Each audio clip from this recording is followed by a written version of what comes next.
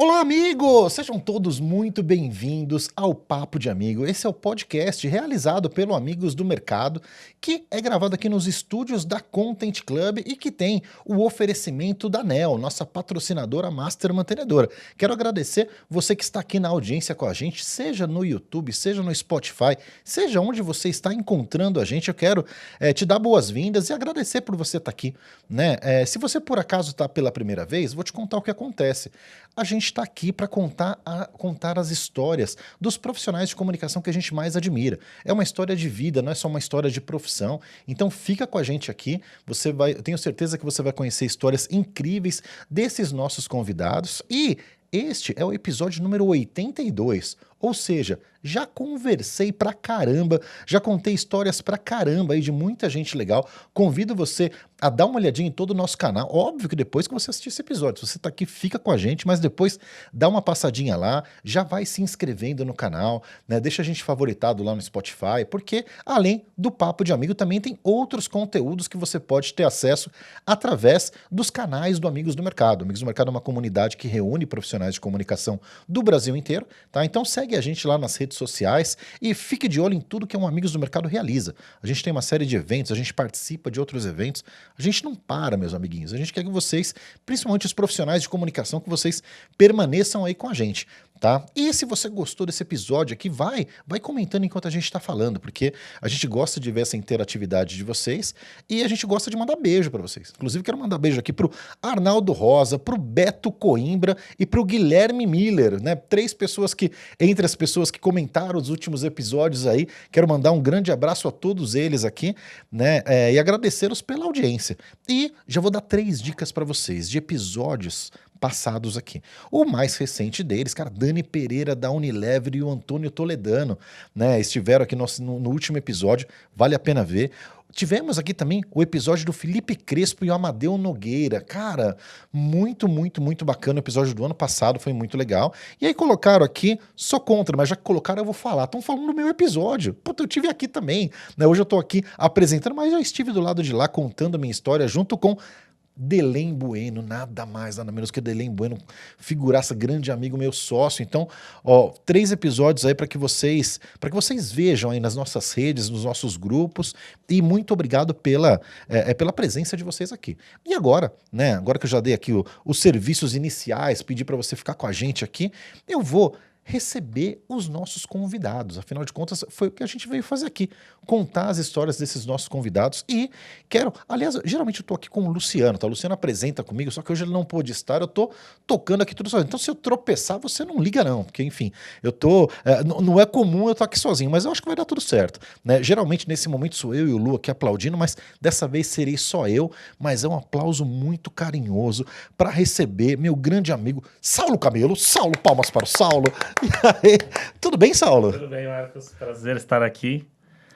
E estou muito feliz de estar aqui no Papo de Amigo. Pô, muito bom. Saulo, você está hoje num movimento diferente, né? Porque você está do lado daí, né? Você que acompanha aí o seu podcast, sim, né? E é sempre diferente quando a gente está do lado do entrevistado, né? Sim, é diferente. Geralmente eu sou o co-host do nosso podcast Não Existe Tentar. E tô aqui numa nova função, né? Inclusive, você já está convidado para o nosso podcast Não Existe Tentar, porque a gente fala lá de pessoas que fazem acontecer e nada melhor do que você, Marcos, fazer acontecer no nosso meio publicitário, né? Pô, que legal, cara. Obrigado. Eu adoro o formato podcast. Eu gosto muito de fazer, mas também gosto de assistir. Assisto muito podcast, né? Inclusive vi o episódio de vocês com a Paty dos Reis. Muito bom, né? Recentemente. E é um formato que eu curto, tanto ouvir quanto fazer, quanto participar. Também já tive a satisfação de participar de alguns e convite super aceito, meu amigo. Sim, então vamos em breve. Muito obrigado. E Saulo, é o seguinte, né? Para quem já acompanha a gente, sabe como que é o funcionamento aqui do nosso podcast. Mas, para quem chegou agora, eu vou contar como que funciona. A gente está no episódio 82, como eu bem disse a vocês, né? Ou seja, puxa vida, pude convidar, Saulo, 82 pessoas. E mesmo assim não consegui convidar todo mundo que eu queria, né? Só que no Papo de Amigo, todos os nossos convidados também podem convidar, mas convidam um só. Então, Saulo, primeiro você me fala como foi seu processo de decisão, né? E quem é que você escolheu para estar aqui com você no dia que a gente vai contar a sua história. Olha, foi bem fácil essa escolha, viu? Porque se eu não escolhesse ela, ia ter briga em casa, né? Então tá bem fácil. Então, minha parceira de bancada, de empresa e de vida, Caterine Barros. Palmas para a Caterine. Tudo bem, Caterine? Oi, gente, tudo bem? Prazer estar aqui, muito feliz com o convite, com o reconvite. E será um prazer discutir e conversar com vocês. E se não convidasse você, tinha pau? Tinha. Ele ia ter uma... Fala a verdade, fala a verdade. Ele ia ter algumas complicações, mas... Enfim, que bom que ele aprendeu a lição de casa, fez direitinho. E o seguinte, você também vivendo essa experiência de estar desse lado. Sim, Né? sim. Que é diferente de apresentar, né? É diferente de apresentar. Confesso que apresentar tem sido uma super experiência pra mim. Até você comentou da Paty. Foi um episódio que eu falei, cara, como eu vou entrevistar um apresentador, um dos melhores narradores que a gente tem, uma youtuber, creator que tá no mercado há 300 anos, como eu que tô engatinhando aqui, vou entrevistar essas pessoas. E foi uma super experiência e tal, então também tô me arriscando como apresentadora, né, como host do podcast, e agora essa função aqui pela primeira vez. Mas de ela tá indo bem, convidada. viu? Ela tá indo bem, não dá pra falar que não. Assistam, Não Existe Tentar, no Spotify, no YouTube, e me digam se eu tô indo bem ou não. Boa, façam isso, comentem aqui, comentem lá também. O comentário é muito importante pra gente. A gente que faz esse negócio aqui, a gente gosta muito da interação com vocês. E além dessa interação, tem uma outra coisa que a gente gosta também muito, Saulo. Sabe o que é? O quê? A gente gosta de patrocinador, meu amigo. Ah, isso é bom. A gente gosta dos nossos parceiros que apoiam as nossas iniciativas. Então, antes de entrar aqui na vida e na história dos meus amigos aqui, eu quero falar um pouco desses parceiros nossos.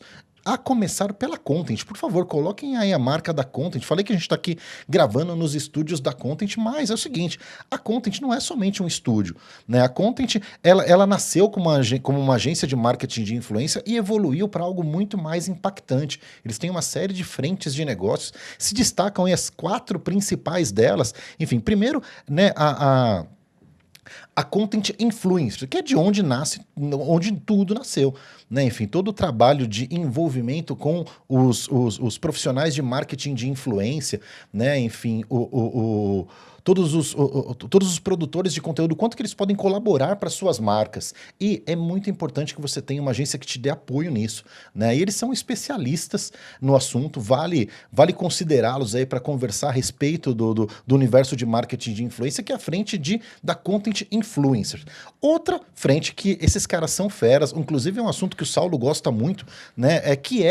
Saulo, a Content Sports. Eles são especialistas em esportes. Então, se você quer relacionar sua marca aproveitando a paixão dos esportes, né, eles têm muita expertise nesse assunto, né, para despertar aquela mesma emoção que você tem ao ser torcedor, que você tenha pelas marcas. Então, o envolvimento do esporte com as marcas é muito intenso e eles sabem muito bem trabalhar com isso daí, né? E aí, Content Studio é o que a gente estava falando desde o início. Putz, a gente está aqui num formato de podcast, mas esse espaço aqui tem uma série de formatos possíveis e além, enfim, da produção aqui, enfim, tem produção externa, tem a produção que você desejar, tá? Porque eles são especialistas também na produção de conteúdo.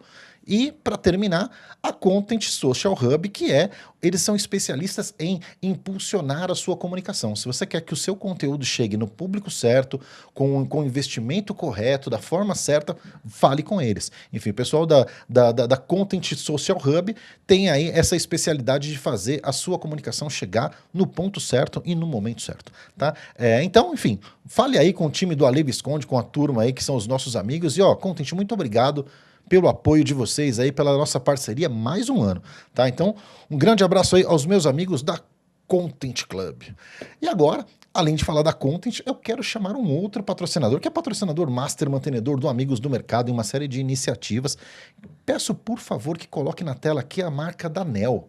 Né? NEL desafiando os limites, cara.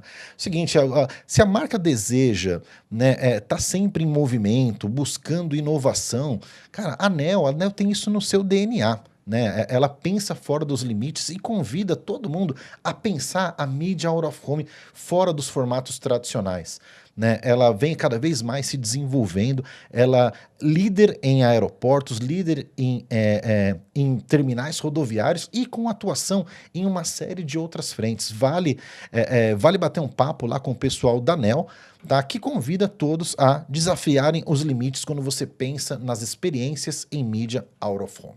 NEL, muito obrigado aí pelo apoio, não só aqui no Papo de Amigo, mas no Amigos do Mercado num geral, tá bom? Muito obrigado aos amigos da NEL. E agora vou fazer, Saulo, um auto merchan. Vou falar de mim mesmo. Com certeza. Vou pedir para colocar um vídeo aqui, porque além daqui do Papo de Amigo, de outras iniciativas do Prêmio, a gente tem uma jornada de encontros regionais. A gente já esteve aí no Rio de Janeiro e em Curitiba. Estamos aí arrumando as malas para ir para Salvador. Vou até pedir para os nossos amigos colocar um videozinho aqui que mostra um pouquinho dessas viagens, né? Do que a gente já fez no ano passado. Ainda tem registros do ano passado, mas a gente tem toda uma programação aqui para esse ano, que é que são os nossos encontros regionais. Um evento que junta networking com conteúdo e acaba sendo o evento anual onde a gente encontra esses profissionais em cada uma das praças. Né? Tá vendo aí eu e o Delin ali falando? A gente vai para 9 capitais. Né? E aí em cada uma delas a gente tem ali o universo de profissionais da região que a gente reúne. Sempre trazemos um palestrante de uma marca muito importante. A gente teve lá, já tivemos no Rio de Janeiro com o pessoal do marketing da TIM, tivemos agora, muito recentemente, em Curitiba com o pessoal da Demicon, falando inclusive da experiência deles patrocinando o Big Brother Brasil. Foi um conteúdo muito legal. E aí, enfim, vem aí Salvador, vem aí Brasília, Campinas, Recife e uma série de praças. Então convido vocês a estarem com a gente aí nos encontros regionais do Amigos do Mercado. Beleza? Saulo, merchans entregues, meu amigo. Feitos. Feitos, né? E agora a gente vai fazer o que a gente veio fazer aqui, né? Que é contar as histórias dos nossos amigos, né? E aí, Saulo, a gente costuma trazer a história para um momento que precede a nossa existência, tá? Então, antes de falar de você, eu queria ouvir sobre a sua origem. Uhum. Me fala um pouquinho da Dona Arlete, meu amigo. Olha, ela vai ficar feliz, hein? Nossa, minha mãe, ela foi, e ainda é, né, uma grande inspiração para mim. Ela que me ensinou tudo sobre o valor do trabalho. E ela sempre batalhou, assim, sempre foi mãe solteira. Meus avós me ajudavam muito na minha criação. Desde pequeno eu via ela saindo cedo para trabalhar e voltando à noite. Ela ainda é advogada autônoma e ela tá com 74 anos e ainda tá nativa. Ela vem aqui, ela mora hoje em Santos, mas ela vem aqui para São Paulo no mínimo uma vez por semana para fazer os processos dela, ela não para. Então eu tenho muito do DNA dela em mim também. Então ela é uma grande inspiração, mãe. Beijão. Que legal. E me conta uma coisa, Saulo, e você nasce em que região? Eu nasci em São Paulo. Você nasce em São Paulo? Nasci em São Paulo, na região ali da Aclimação. Moro mais ou menos ali até hoje. E estudei ali na região também, no Colégio Notre Dame. E dali eu comecei a ter amiguinhos e tal. E hoje, consequentemente, hoje o meu sócio é amigo de escola. Então, o Rafael Beraldi, eu conheci ele acho que na 6ª, 7ª série. E hoje a gente é sócio na agência. Que bacana. E a sua infância se passa todo ali naquela região da Aclimação ali? Na verdade não. Eu acabei me mudando. Ela veio contar a minha história, eu esqueço. Eu tive um percalço, assim, porque minha mãe, ela quis morar na Baixada. Então, ela tinha um apartamento na Praia Grande e a gente morou lá uns 4 ou 5 anos. E quando eu tava ali crescendo, o meu avô tinha uma empresa que era uma metalúrgica. E ele cuidava dessa metalúrgica, só que ele já tava mais de 80 anos, não tava mais conseguindo tocar, ele não tava mais trabalhando, meu tio assumiu. E meus avós foram morar comigo e com a minha mãe lá na Praia Grande, ficamos lá um tempo. E nesse meio tempo, em 2002, o meu tio desapareceu. Ele Caramba. sumiu desde até hoje. Então, tio, se você tá me vendo, dê um oi aí. Aparece tio. Então, aparece. Então, ele desapareceu. Caramba. Então, a gente teve que mudar. Assim, a gente era uma família, assim, de classe média. E a gente viu que tinha rombos que a gente não sabia. Caramba. E aí, a gente Por conta voltou da empresa, por conta né? da empresa. Meu tio que cuidava da empresa não tinha mais dinheiro na empresa. Minha família, né? Eu, minha mãe, meu avô já tinha falecido nessa época. Minha mãe e minha avó voltamos para São Paulo para assumir a empresa. Minha advogada não sabia nada de metalúrgica. Ela mesmo assim assumiu o negócio. Aí conseguiu ficar por uns 2 anos. Eu trabalhava na empresa ali quando podia ali no Você período tinha da quantos escola. anos nessa época? Eu tinha uns 13 anos. Caramba. E aí eu fazia coisa de computador para ela, imprimir etiqueta, essas coisinhas assim, ajudava ali no escritório. E foi um tempo aí não conseguiu mais manter, mas assim, nisso minha mãe e minha avó pegaram um dinheiro emprestado. Teve até uma história muito doida aqui. Elas pegaram um dinheiro num banco pan-americano na época e ela foi me buscar. E teve um cara que seguiu uma moto e foi roubar elas. Minha mãe, assim, mãe, você é maluca. Ela completamente louca, ela ficou parada na escola, me esperando sair. Chegou esse cara, abordou, ele colocou a arma, tinha uma frestinha de um vidro, assim, ele não conseguiu apontar diretamente para elas. Então ele colocou a mão e ficou assim pro painel, a mão. E minha mãe, maluca, começou a buzinar. Assim, com a minha mãe e minha avó idosa no carro. Começou a buzinar, ele atirou. Nossa. Ele atirou, bateu no painel, e aí depois foi um furdunço lá, o cara foi embora. Mas assim, foi um desespero, né? Saí da escola e tinha ali uma polícia, tal, com a minha mãe ali, muito louco. E nessa época, minha família era totalmente endividada. Então eu passei dos meus 13 aos meus 20 e muitos, assim, muito apertado. Então... E aí também teve até um episódio que até 18 anos, 17 anos, você tem que ir na festa, na viagem de formatura, né? Porto Seguro e tal. E eu não tinha condições. Ela não conseguia nem fazer pequenos passeios, assim, muito menos uma viagem daquelas. Então, nessa, eu vi o pessoal vendendo trufa e tal. Eu falei assim, mãe, você faz brigadeiro muito bem, vamos fazer? Aí ela falou, não sei e tal. Ela pegou e fez. E aí, nesse dia, eu lembro que eu levei 35 brigadeiros. Eu levei na escola, vendeu tudo, assim, muito rápido. E aí eu comecei a ficar conhecido, comecei a ganhar nome ali entre os meus amigos e tal. E eu comecei a vender. Eu vendia tudo todo dia. E eu pegava esse dinheiro e guardava para a viagem da escola, para viagem de formatura. E teve até um dia que uma menina lá da escola, ela foi comprar de mim. Só que ela falou, tem troco para 50? Eu falei, putz, não tenho. Aí ela foi na cantina, trocou o dinheiro, pegou o trocado e me deu. Aí o dono da cantina falou assim, palhaçada, isso aí, né? Tô aqui pagando aluguel e tal, e eu ganhando dinheiro. E aí me proibiram de vender, mas como bom brasileiro que somos, fiz na clandestinagem, na clandestinidade, e aí eu comecei a vender não perto da cantina, mas ali na minha sala e tal. Não usando o troco da cantina. E aí eu continuei vendendo um pouquinho e tal, e aí nisso eu diminui um pouquinho a produção, mas mesmo assim eu consegui vender e consegui juntar dinheiro pro que eu precisava para a viagem. Então comecei a ir vendendo já. Foi o primeiro empreendedorismo. Foi o primeiro empreendedorismo. E a escola ensinando empreendedorismo de maneira meio torta, né? Ensinando meio proibindo. É muito louco, né? Como ao invés da escola incentivar o empreendedorismo, ela segura a onda da galera. Sim, total. Né? Caramba, mas vamos lá. Agora é o seguinte, eu quero trazer o papo aqui pro lado da Caterine. Né? Caterine, é o seguinte, também quero saber de uma história ali que antecede a sua existência, né? Quero que você me conta da Cristina e também do seu Leonardo. Qual a história que te contaram do momento que eles se conhecem? Que contexto que é esse? Bom, primeiro que eu preciso contar, minha mãe e meu pai são primos. Que legal. E eles se conheceram, assim, primos de muita distância, assim, de, sei lá, não era tão... de convivência tão próxima. Eu nasci ok, tá, gente? Aí, eles são primos de, sei lá, 3º, 4º grau, tanto é que a minha árvore genealógica, ela é interessante porque ela forma um losango. Então, porque chega um momento, todo mundo tem as famílias e tal, a minha, ela se cruza e volta pro mesmo lugar. Então, minha mãe e meu pai são primos e eles se conheceram. Minha mãe sempre foi da Baixada Santista, né? Eu sou de Santos. E meu pai é daqui de São Paulo. E aí eles, sei lá, acabaram se conhecendo numa festa de uma tia, lá no auge dos seus 20 e poucos anos. Se conheceram, pintou um clima ali. E eles engataram ali um namoro.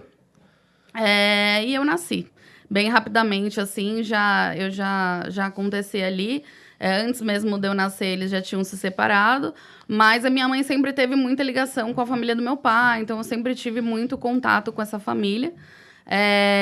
Tenho muito orgulho de dizer que os pais do meu pai o pai do meu pai é Plínio Marcos e a mãe do meu pai é Valderez de Barros. Então, tudo da área de teatro. Meu avô dramaturgo e minha avó atriz.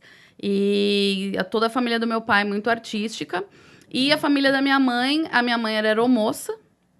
E a família de engenheiros, contadores, advogados e tal, um outro lado. Então, eu cresci muito com essas duas nuances, assim, uma família de artistas e uma família bem, assim, tradicional das coisas. Cresci em Santos, morei até os 18 anos em Santos, e aí vim para São Paulo para fazer faculdade. Fiz uma faculdade nada a ver com nada, fiz ciências contábeis, não me pergunte por que eu fui parar nisso, eu achava que eu era boa em matemática. E você veio com a família ou você veio para estudar? Não, vim sozinha. Com quantos anos? Eu tinha 18 anos, vim morar aqui em São Paulo com a minha avó, por parte de pai na época, e vim para fazer essa faculdade de ciências contábeis porque eu era boa em matemática. E aí, todo mundo falando assim, sério? Porque eu sempre pensei que você fosse fazer algo de comunicação. Eu sempre pensei. Artista, tá. Eu sempre pensei que você ia, assim, a vida inteira eu fiz dança, fiz teatro, eu sempre fui dessa área mais artística, mas sei lá, encasquetei que eu queria usar terninho e trabalhar no escritório de vidro, então eu fui fazer ciências contábeis, fiz 1 ano, ciências contábeis na PUC, odiei cada segundo, e aí parei. Tranquei a faculdade na época. Quanto tempo você demorou pra descobrir que errou? Olha, o primeiro semestre eu posso dizer que eu fui feliz. O segundo semestre, quando entrou ali em, tipo, tributos e tal, eu falei, cara, não é isso que eu quero da minha vida. E aí eu falei assim, não, mas antes de decidir por uma outra faculdade, acho que eu vou trabalhar um pouco. Minha prima trabalhava num restaurante lá em Pinheiros. E eu falei assim, tá, deixa eu trabalhar aí também como garçonete, qualquer coisa. Só que eu cheguei lá e eles falaram, você faz ciências contábeis? A gente tá precisando de alguém no escritório. E aí eu fui trabalhar num restaurante que chama Restaurante No, tem até em Pinheiros até hoje. Hoje eles têm outras unidades também. E eu comecei a trabalhar no administrativo. E aí eu tinha 18 anos e eu cuidava. Eles eram 3 sócios e eu era o elo entre esses 3 sócios. Então, eu cuidava do estoque, eu cuidava dos funcionários, eu cuidava do caixa, eu cuidava dos uniformes e tal. E aí, de repente, a minha vida começou a ficar uma loucura. E eu, tipo, eu tinha vergonha de falar com o cara da net, assim. E, de repente, eu tava num restaurante resolvendo um monte de coisa. E foi quando eu falei assim, não, eu quero muito trabalhar com pessoas, eu quero muito trabalhar com comunicação. E falei assim, não, fui fazer cursinho e tal, e fui decidir que eu queria fazer relações públicas na Casper Libero. Que legal. E aí estudei, fiz, passei na faculdade. Aí no primeiro dia da faculdade de relações públicas eu já super me encontrei. Colocaram aquele filme Obrigado por Fumar, e eu achei o máximo. E falei, não, é aqui que eu vou ficar e tal. E aqui na Paulista? Aqui na Paulista. E aí, posso ir até o final da vida? Não, vai falando. A gente vai cortando, a gente vai.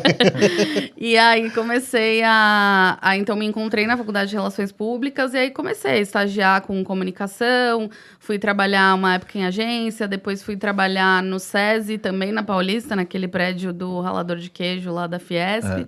Trabalhei na divisão cultural lá na área de comunicação. E depois acabei entrando, comecei a fazer estágio na International Paper, que era aquela empresa que faz o papel Chamex, Chamequinho. E comecei a trabalhar lá e aí fui crescendo. Fui de estagiária, virei analista, de analista pleno, sênior e tal. Tá bom.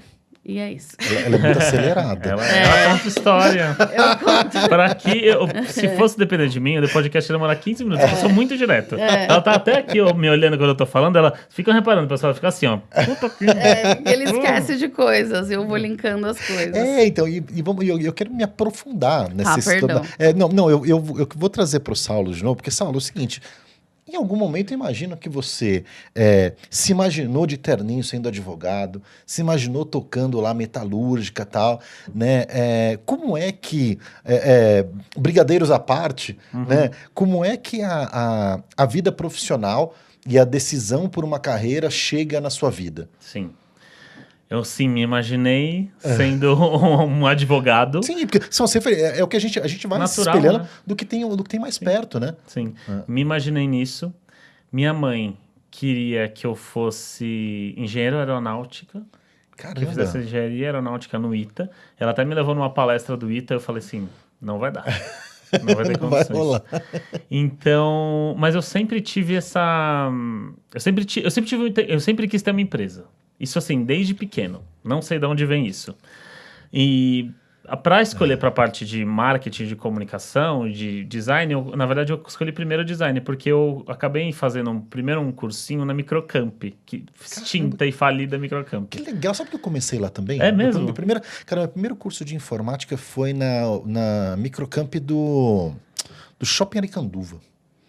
Né, eu lembro que tinha lá, tá, um cursinho enfim, Web design. Não, eu fiz antes, ainda fiz o curso de Office. Fiz Sim. o curso de Office lá. Sim. Tinha curso de digitação, né? Nossa, muito louco. E eu fiz um curso de web design. Recebi aqui um monte de livro e tal. E aí a primeira parte do web design é Photoshop. E aí eu comecei a gostar de Photoshop, comecei a mexer no Photoshop. Quando chegou na parte de site, eu não fui mais. Muito chato. O código não deu pra mim. E você tinha alguma referência? Porque é uma época que, lembro também, que era um curso muito sexy. Todo mundo queria fazer, né? Sim. Putz, coisas relacionadas ao universo da informática, ao universo do designer gráfico. Sim. Mas sobre alguém trabalhando, você conhecia alguém que você olhava e falava assim, putz, fulano trabalha com isso e é um cara que está indo bem? Não, eu nunca vi assim, uma pessoa muito próxima. O que eu tive na época nesses 17 anos, tá? Porque esse curso eu fiz mais ou menos com uns 15, aí parei, e aí eu fazia meio que os layouts das apresentações PowerPoint da faculdade, do colégio. E aí o que aconteceu é que eu fui aquelas palestras de profissões, sabe? Aí eu fui numa Teste vocacional, né? eu fui numa DSPM e eu tava até com o meu sócio, com o Rafael, nesse dia, e a gente viu um cara falando que era muito legal colocar as coisas na gôndola estrategicamente, pensar nisso. Eu falei assim, nossa, gostei. Eu já gostava de Photoshop e tal. Eu falei assim, então vou ver em publicidade, vou fazer o vestibular no Mackenzie. Nessa época eu não tinha dinheiro para escolher, para fazer vários vestibulares, então eu tinha que escolher um só. E minha mãe era mackenzista. Então ela falou do Mackenzie pra mim, inteira, assim, né? a vida inteira, durante 18 anos, desde antes dos 18 anos, né? E aí nessa eu falei, não vou fazer USP nem nada, porque era muito caro pra mim, sei lá, era de R$150. A gente não tinha essa condição. Então eu falei assim, beleza, então eu vou pegar e vou fazer um no Mackenzie. E não esperava passar. E aí eu tava de férias na casa de um amigo, lá na praia e tal. Um outro amigo me ligou e falou assim, a gente passou. Eu falei, não acredito tal. E aí eu subi pra São Paulo pra fazer a matrícula e tal, só que eu não tinha dinheiro. Não tinha nenhum dinheiro. E aí minha mãe falou assim, não tenho dinheiro, o que a gente vai fazer? Eu falei, olha mãe, você não tem nada, nem a matrícula? Depois eu me viro. Ela falou, tá, eu tenho a matrícula, que era R$1.090, eu lembro até hoje. Ela fez a matrícula e ela não tinha mais. E aí eu falei, vou dar um jeito. Aí eu comecei a arrumar emprego. Eu demorei um pouquinho para arrumar emprego, estavam uns 3 meses. Só que aí nessa, eu não estava pagando a faculdade. Sim. Ficou uma dívida. E aí todo semestre, não sei nem se é legal falar isso aqui. Semestre. É vida, mano. Todo semestre, o que eu pra fazia? renovar, você tinha que fazer o acordo lá. Eu tinha que fazer o acordo. Já ouvi falar disso. Exatamente. Eu tinha que fazer o acordo. Só que aí, pra você fazer o acordo, você tinha que dar o cheque. Só que eu passava cheque sem fundo. Não tinha dinheiro. Aí eu passava cheque, fazia o acordo e pagava o retroativo. Depois ia atrás pra resolver o cheque. Depois ia atrás pra resolver o cheque. E aí meu salário eu ganhava na época R$550. Aí eu consegui também no segundo semestre uma bolsa de 50%. Aí foi assim, lá tudo raspando e tal, mas assim, foi o que deu pra fazer. E você já trabalhava na área? Qual que era o seu emprego? Eu trabalhava como faz tudo, secretário, eu fazia tudo. Eu era estagiário de uma empresa de medicina ocupacional, medicina do trabalho, ali no Paraíso. E ali eu fazia de Você era tudo. o menino do escritório. Eu era o menino do escritório, exatamente. E eu lembro até hoje, é engraçado você falar isso, eu lembro até hoje. Ah, não, perdão. Isso pulei uma parte. Eu comecei a trabalhar como telemarketing, não era na Microcamp, era uma outra parecida com a Microcamp. Aí eu ficava fazendo ligação para vender curso, e eu lembro que eles me davam um telefone e um teclado, que não tinha computador.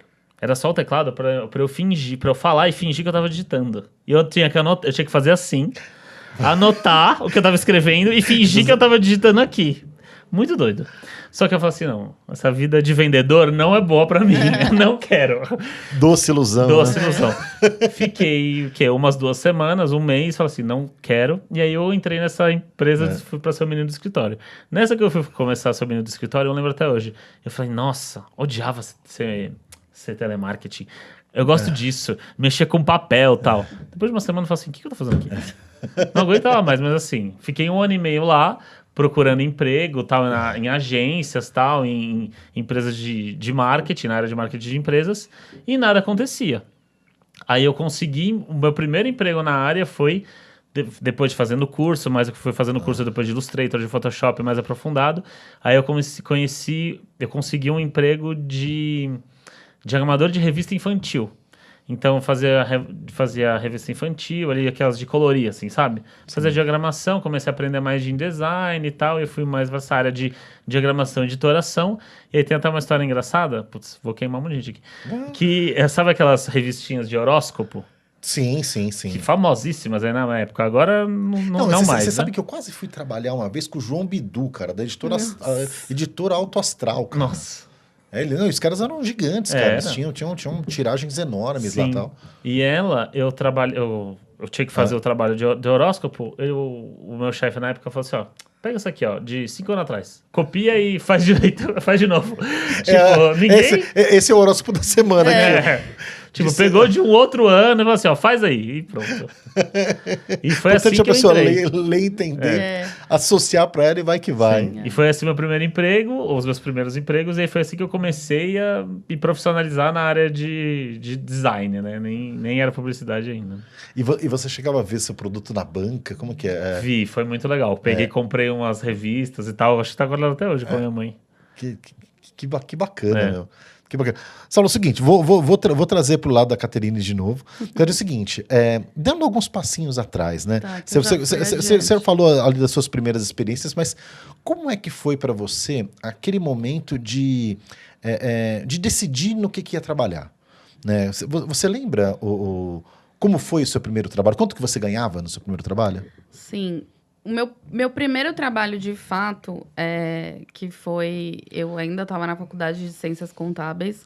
Eu fiz um estágio com o meu avô, que tinha um escritório de contabilidade em Santos, nas férias. E o meu pagamento ele deixava eu passar coisas na conta dele do mercado. Chocolatinho. Ele deixava eu pegar um chocolatinho, uma coisa assim, durante as férias. E aí, depois, quando eu, de fato... tranquei a faculdade de Ciências Contábeis e fui trabalhar no restaurante. O meu salário era um salário mínimo na época, que tava na faixa de 600 e alguma coisa. E eu fazia tanta coisa com esse dinheiro. Pois é. Eu fazia tanta coisa. Eu achei o máximo ganhar aquele dinheiro. E eu, sei lá, passava na C&A, comprava umas brusinhas e tal. Eu achava o máximo. E hoje em dia eu falo, gente, como eu conseguia? Cara, eu tava fazendo essa reflexão no próprio Papo de Amigo outro dia, né? Que a primeira coisa que eu compro de um valor agregado alto e tal foi um Nike. Eu lembro que o Nike, na ocasião, ele era o equivalente a 2 salários mínimos. Uhum. Ou seja, hoje seria um tênis de R$3.000. Que eu não compro hoje. Hoje eu não tenho essa coragem de meter 3 pau num tênis. Nem dinheiro coragem. Não, cara, e foi a primeira coisa que eu comprei. Né? Eu lembro, e a segunda foi um computador, né? Parcelado, ambos, né? Parcelados em algumas vezes e tal. E aí quando você vê aquela grana, né? Putz, meu salário, 600 pau na mão e tal. Qual que foi a primeira coisa que você comprou que falou assim, cara, esse negócio aqui é um negócio meu que eu comprei com o meu dinheiro? Putz, não foi no primeiro salário, porque eu acho que Já tinha uma demanda reprimida. Não, eu acho que eu administrei muito mal. É o que eu falei. Eu administrei muito mal. Eu achava o máximo fazer cartão de loja até eu descobrir que eles uma hora vinham te cobrar. Então, acho que o meu primeiro salário... Mas eu lembro que o meu primeiro salário de analista, quando eu de fato saí do estágio e virei analista, foi ter uma cama de casal. Caramba. Eu achei o máximo, tipo, ter uma cama de casal. E eu ainda morava com a minha avó e tal, mas eu falei assim, não, vou pegar esse salário aqui. Fui lá na Teodoro, fiquei passeando, procurando. Achei uma cama e falei, não, vou comprar uma cama de casal, que é uma cama de adulta. Então, eu lembro que foi uma das primeiras vezes que eu me senti adulta e foi um investimento que eu fiz pra mim, assim, sabe? Um luxo pra mim, assim, que eu gostei muito. Isso na época do restaurante? Não, isso eu já tinha virado tava... analista na International Paper, foi mais ou menos 2013. 2013, 2014. Caramba, e você ia na empresa de papel, de celulose lá, onde que ela ficava? Ficava na Paulista, né? Ficava na Paulista na época, ali na Casa das Rosas, naquele escritório lá. E depois eu fiquei lá uns 5 anos e depois eles foram para Berrini. Aí a gente ficou lá um tempo e aí na pandemia eles decidiram ir pro interior, para Mogi Guaçu, onde ficava a principal fábrica. E aí foi quando eu, enfim, também estava num período, tive um burnout e tal, estava num período onde não tinha mais muito significado para mim estar lá.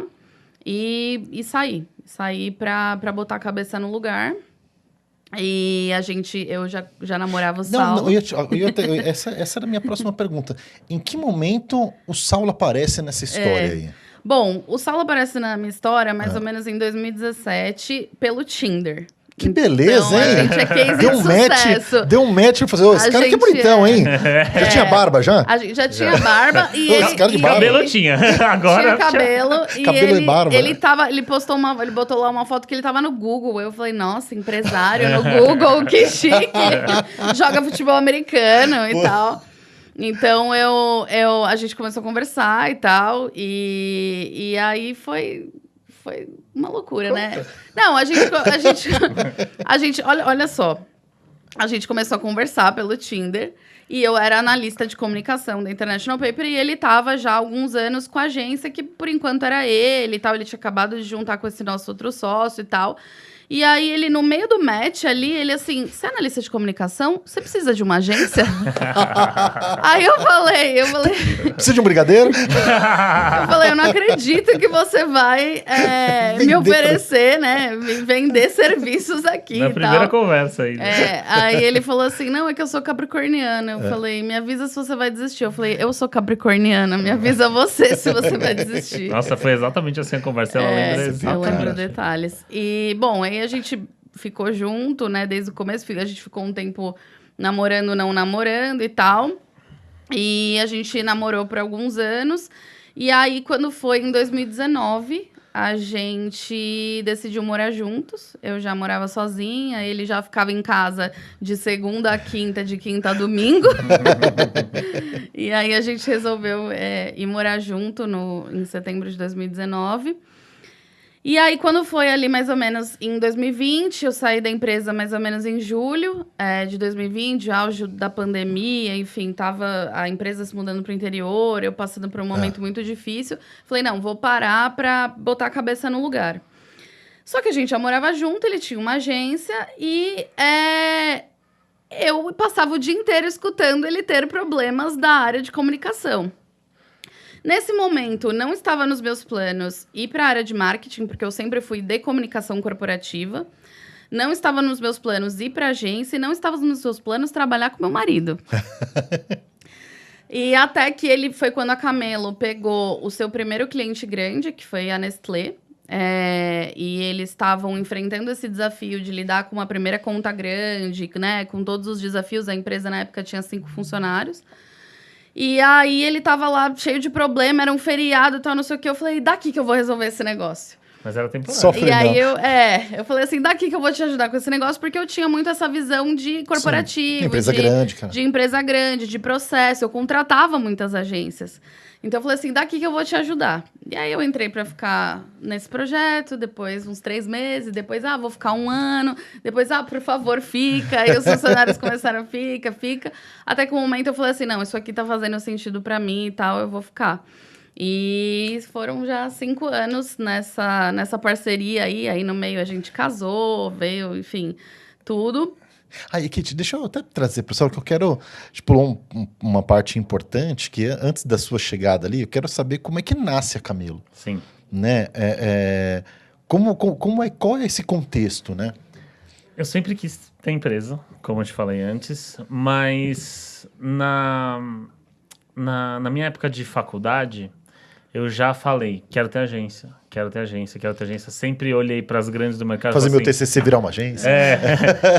Eu passava pelo escritório da DM9 todos os dias para ir para o trabalho. E eu falei, quero trabalhar aqui. Ou então, falei assim, eu quero ser grande igual a DM9. Eu falei assim, vou querer fazer a minha agência. Então, sempre tive esse negócio de querer ter uma empresa e no ramo de publicidade e agência. E aí, eu tava num trabalho que eu fazia tudo. Eu tava numa distribuidora de livro na época, que eu era designer, eu era assistente de marketing, fazia e-mail marketing, livro, revista, um monte de coisa. E aí eu saí desse trabalho, que ele também se mudou para Barueri na época, e fui trabalhar na Paulista, que na época era meu sonho, que ficava no meio da minha casa. Eu moro na Vila Mariana, né? Paulista era ali o meio do caminho para a faculdade do Mackenzie na Consolação. Eu entrei nessa empresa, só que ficaram me mandando trocar a cor de bolinha, de quadradinho. Bota essa aqui em vermelho, amarelo. Eu falei assim, que saco, né? Eu falei assim, quer saber? Se sentir desafiado. Exato. Quer saber? Eu falei assim, olha, eu não tenho responsabilidade nenhuma agora. Não tenho filho, não tenho família, não tenho esposa, não tenho nada. Eu vou começar agora. Então, eu peguei R$50 que eu tinha da rescisão desse trabalho, fiz um cartão de visita e comecei. Aí em loja, em comércio, em empresa, comecei em eventos, dando meu cartão e tal, e foi assim que eu comecei. Colocando 100% do recurso em marketing. Exatamente, 100% de marketing. Capital inicial, R$50. E aí nessa eu comecei a conseguir um cliente, consegui começar outro, mas assim, tinha mês que eu ganhava R$200. Outro ganhava 300, outro nada. Então, assim, era muito difícil. E o seu sobrenome é Camelo, C-A-M, da forma como se escreve. Sim. E aí, nessa época, já nasce a Camelo com as letras C-M-L-O? Não. Era Camelo. Nem era Camelo. Chamava Agência SG, porque tinha um outro amigo meu. Tinha o G, que era o Gama. Tamo junto até hoje. Amigo nosso até hoje. Tava na casa dele essa semana. E tinha o Saulo e o Gama. E a gente fez a Agência SG. E aí nessa, a gente, assim, penando. Você olhava pra Nel Gama, daqui a pouco eu vou ter o tamanho da Nel Gama. Ficava assim, e assim, penando. Teve uma hora que assim, eu não julgo, ele falou assim, vou pro mercado, consegui aqui uma vaga, beleza. Porque cada um sabe onde o calo aperta e entende as oportunidades que vêm. Sim. E nessa, eu falei assim, não, eu não vou desistir, vou continuar. Você era designer e o Gama era o quê? Ele era o comercial e fazia texto e tal. Então eu comecei a fazer design, só que aí eu comecei a ir pra reunião e eu comecei também a entender que eu precisava. Eu fazia... Sim. Aí comecei a vender, a gente criar os textos junto, fazer o design... Fazia depois, né? Depois, quando eu comecei a ficar sozinho, eu coloquei o nome de Camelo Comunicação. Depois eu posso até mandar a foto do primeiro logo, que assim... Manda que a gente coloca aqui na edição. Manda, não assim. faça isso. Nossa senhora. Não, melhor não. Olha o Gabriel falando não. A gente quer vender logo pra você. Melhor não. O primeiro não era muito bom. Começa assim, depois melhora. Exato. Você diga... Colocar assim. Aí nessa... Nasceu Camelo Comunicação e aí eu fazia tudo. E aí, você lembra, antes dos tempos de Nestlé, é legal contar isso daí, porque nem sempre você começa atendendo a Nestlé. Nossa. Né?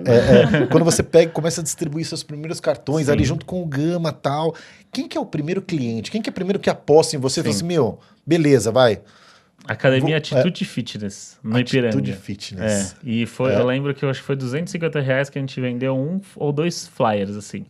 E assim, nossa, muito feliz, assim, a gente ficou muito feliz. E aí depois a gente começou a ter um cliente ou outro, aí uma empresa de B2B lá em São Caetano, depois uma outra que era Festas e Fantasias lá na 25 de março.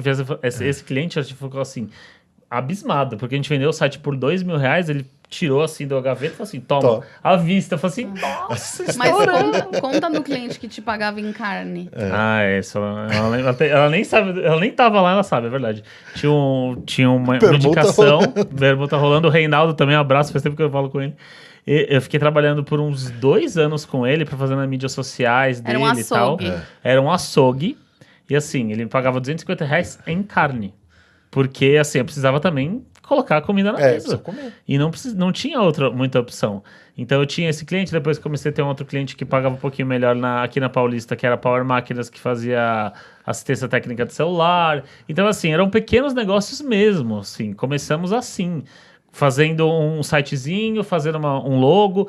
Eu lembro que teve uma vez também que eu cheguei... Faça um contrato, tá, gente? Eu vou contar uma história aqui, eu comecei a resgatar na memória. Eu cheguei numa empresa, um cabeleireiro do bairro. Falei assim, oi, tudo bem? Queria fazer a gente faz isso e tal. Ele, preciso fazer um logo e tal. Eu falei assim, beleza. Então, daqui 7 dias, volta e me apresenta. Eu falei, fechou. Pensei, fiz um monte de coisa, fiz uma apresentação bonita. Cheguei lá, no dia do prazo, cheguei lá, estavam instalando um outro logo. Eu falei assim, e aí? O que aconteceu? Mas a gente combinou. Não, mas veio aqui outra pessoa e fez, gostei. Foi mais rápido, tá? Foi mais rápido. Não peguei contrato, não peguei sinal. Falei assim, então depois dessa, aprendi a lição. Então Na era dor, esse amigo. tipo de cliente que a gente pegava no começo. Caramba. E Saulo, a gente falou do primeiro cliente, como que você começa lá, né? Junto com o amigo Gama e tal. E quando que a coisa começa a ter um volume de trabalho que você fala assim, cara, preciso contratar o 01, Sim. né? Quem foi o 01? Quem foi e quem ainda é. Quem Zé. ainda é? Ainda quem- está ó. na empresa. Ainda está na empresa. A Adriana. Um abraço para Pô, Adriana. dá um abraço pra Adriana, puxa vida. Nossa, a Adriana, ela é a nossa melhor designer ainda até hoje, né?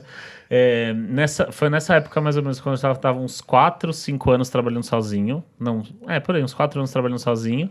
E aí eu falei, preciso de alguém.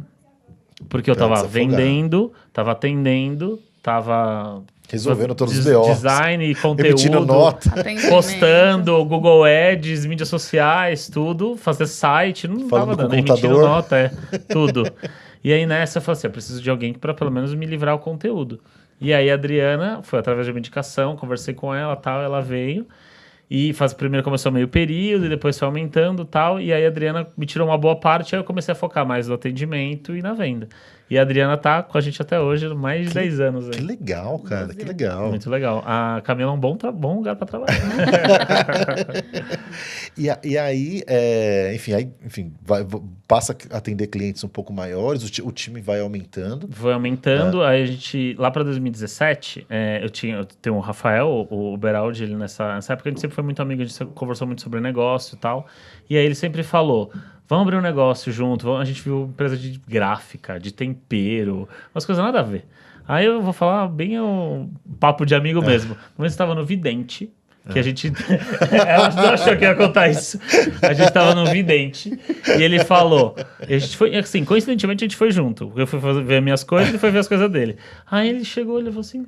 Vocês tinham que trabalhar junto. Aí nessa eu falei assim... Pô, em vez de colocar a primeira em alguma coisa, a primeira marcha num outro negócio, vamos colocar a segunda aqui. Então eu chamei ele pra vir pra agência.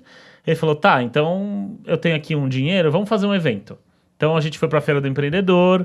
E a gente conseguiu ali alguns clientes. Aí na volta, ele falou, vamos investir em Google Ads. Eu falei, já fiz Google Ads, não vai adiantar. Não deu certo, só veio o currículo. Ele falou assim, não, eu estudei, é assim, assim, assim, assado. Vamos fazer assim. Eu falei, tá, se quiser faz com o seu dinheiro, que o meu não vai ser. Então ele pegou o dinheiro dele, colocou e veio umas 2, 3 reuniões. Não fechou nada, aí colocou mais um pouquinho. Fechou, eu falei assim, tá, então esse negócio realmente funciona. E aí foi a partir daí que a gente começou a fazer o marketing que a gente fazia para os nossos clientes, como a gente vai fazer para a gente, aí o negócio começou a andar. Que legal, Saulo. E quando chega, eu imagino que antes de chegar uma Nestlé da vida, chegou um cliente de um tamanho incomum para você. Sim. Você estava ali, enfim, atendendo, né, o pequeno varejo, enfim, atendendo a galera pequenininha lá. Quando é que vem uma indústria, quando é que vem um negócio e fala assim, caramba, meu. Foi um choque, mas assim, a gente sempre, eu sempre soube que eu precisava de uma grande marca para mudar o Você negócio. queria ter uma agência do tamanho da DM9. Exatamente. E eu achei que era fácil. Eu achei que era fechar um contrato, milhões lá, nossa, maravilha. São baby steps, né? Isso que a gente foi aprendendo na vida. E aí nessa, eu atendi um cliente, já eram clientes maiores, eles pagavam para mim R$2.000 por mês em feed de mídias sociais e tal, pra gente naquela época era ok. E aí a gente já tava aqui com umas 4, 5 pessoas. Aí nessa, era pré-pandemia, e aí nessa, essa pessoa que pagava um feed de 2.000, ela falou, tem uma outra empresa que estou atendendo a Nestlé. Caramba. Vocês estão me atendendo bem, então vou te indicar para a Nestlé. A gente falou, nossa, beleza, né? Aí a gente foi para a reunião, conseguimos fechar a Nestlé.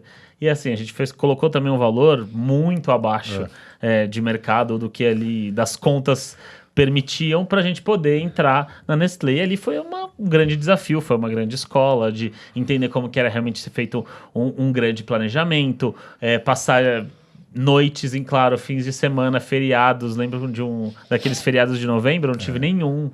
Foi fins de semana direto. Então foi muito trabalho. A Adriana sempre com a gente e também com a equipe que a gente estava na época. E aí a gente viu qual é o peso maior qual que é o peso de ter uma empresa maior, né, no portfólio. E que job que era? Qual que era a demanda da Nestlé para vocês? Era um projeto chamado Embaixadores da Nutrição, que era vinculado à nutrição até você, que era a parte da Nestlé Health Science, que era a nutrição integral da Nestlé. Então a gente meio que fez o projeto de, sabe, revendedores da Avon? Sim. Então a gente pegou pessoas ali para serem revendedoras da linha integral da Nestlé. Da linha integral, de Leitinã, Nutrem, etc. E as pessoas ganhavam também uma comissão, né, um comissionamento, um projeto de social selling. Então foi isso que a gente fez durante mais de um ano, e foi muito legal para ter essa escola e também o portfólio da Nestlé. E aí, enfim, tá lá, né? Não tinha final de semana, trabalhando pra caramba. A namorada lá fazia, a namorada tem que trabalhar também. Não, é porque assim, fala a verdade, eu já resolvia problemas da agência. Eu já resolvia problemas. Teve uma vez que a gente tava errado. E ele falou assim, olha, amor, me ajuda aqui. Porque ela é RP, né? Sim. Então ela sabia, uma das especialidades dela é gerenciamento de crise. Então teve uma vez que eu falei, olha, aconteceu isso e isso, estamos errados, o que a gente faz? Ela bolou lá um texto e tal, e aí o cliente pediu desculpa. De tão boa que ela era. Aí a gente falou, tá, beleza, obrigado, você vai continuar ajudando a gente, hein? Então, os dois sendo da mesma área, a gente já tinha muito essa troca, assim, era muito natural a gente falar sobre isso, os dois muito workaholics, então a gente gostava muito de falar de trabalho. E aí foi meio que, eu nem sei, você pediu me ajuda. Eu tava numa época muito, muito ferrado com o trabalho, e foi isso que você falou, daqui que eu resolvo. Eu lembro que a gente tava até na sua casa lá, da casa da sua mãe em Santos, ela chegou e falou assim, vai, vou te ajudar. Aí eu, sério? Tipo, eu já sabe aquela coisa, eu queria, eu não podia falar? Ele, sério? Aí eu falei, tá bom, vou te ajudar. E aí acho que foi aí uma grande mudança também na Camelo, porque eles tinham esses clientes que eles pegavam, uma startup ou naquela época todo mundo queria fazer um aplicativo, então todo mundo queria ser o Uber do salão de beleza, o Uber das lanchonetes, o Uber da padaria, todo mundo queria fazer um aplicativo e vender e tal. E-commerce. Então tinha muitas empresas assim, só que a gente tinha uma questão, falando muito papo de amigo, a gente tinha uma questão que era, todos os contratos cancelavam no 3º mês. Então, a gente tinha um problema de retenção mesmo de clientes. E foi quando eu comecei a trazer para eles, assim, não adianta vocês ficarem vendendo, se vocês não começarem a reter os clientes que vocês fecham. E não era muito minha especialidade. Tinha isso, né? Como eu estava à frente. Eu faço de captação. Exato. Tanto do comercial como da operação, eu não conseguia fazer nenhuma coisa nem outra direito. E a gente tinha 2 sócios olhando para fora e ninguém olhando para dentro. Então, eu cheguei muito com esse olhar de planejamento, de atenção aos detalhes, de excelência de atendimento, vamos dar uma roupagem diferente para essa entrega, vamos fazer um processo, vamos fazer um diagnóstico. E aí, a agência foi crescendo e a gente ainda era meio confuso, assim, né? A gente dividia muito as coisas e tal, até que dos atendimentos que a gente tinha lá, Camila, um beijo pra Camila, chegou e falou assim, Saulo, você não quer ficar só em vendas e deixar a Caté aqui com a gente? Porque... Você tá fazendo merda. Basicamente. Assim, o Saulo, ele era um pouco grosso com o cliente e tal, ele falou assim, deixa a Caté falar com os clientes e tal, não sei o quê.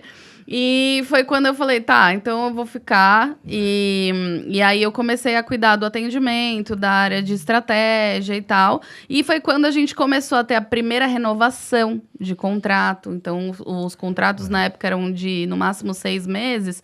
Então, a gente teve uma primeira renovação, uma segunda renovação. Então, a gente começou a ver que dava para crescer não só... ganhando, né? Captando mais clientes. Mantendo e crescendo os clientes. Mantendo e crescendo, agregando natural, serviços e tal, que hoje a gente sabe, é muito fácil, muito mais fácil uma pessoa que já confiou em você uma vez confiar de novo. Sim. Né? Até porque demandas infinitas, né? Que as empresas têm também. Exatamente. Mas conta a história de um cliente que foi engraçado. Qual das? Da praia. Não, teve algumas histórias engraçadas nessa época. Teve uma vez que a gente atendia um médico que ele já estava super insatisfeito que a Camelo não estava atendendo ele do jeito que ele gostaria. E aí eu cheguei e tal, eu falei, não, eu vou te atender direito e tal, não sei o que. Eu cheguei para ser atendimento, né? Falei, não, eu vou te atender direito, a gente vai resolver o seu problema e tal, não sei o que. Ele falou, eu queria que todo mundo saísse da call e ficasse só com a Terrine. Daí eu falei, não, posso ficar Lá e vem. tal. Aí ele chegou e falou assim, olha, eu tô com algumas pessoas, algumas entidades aqui, e em volta de mim elas estão dizendo que a gente foi irmão em outra vida.